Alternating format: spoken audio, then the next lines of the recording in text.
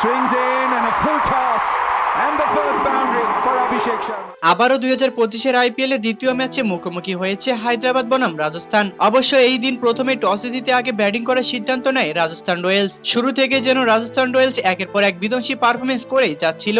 এরপর 5 উইকেট হারিয়ে 230 রানের টার্গেট দেয় রাজস্থান রয়্যালস। আর রাজস্থান রয়্যালসের এই 230 রানের টার্গেটের জবাবে ব্যাটিং করতে নেমে শুরুটা মোটেও ভালো করতে পারেনি হায়দ্রাবাদ। রাজস্থান রয়্যালসের সামনে যেন কোনো ভালো ব্যাটসম্যান দাঁড়িয়ে থাকতে পারেনি। হায়দ্রাবাদের একের পর এক ব্যাটসম্যান শুধু আসা যাওয়াতেই পড়ে গিয়েছিল।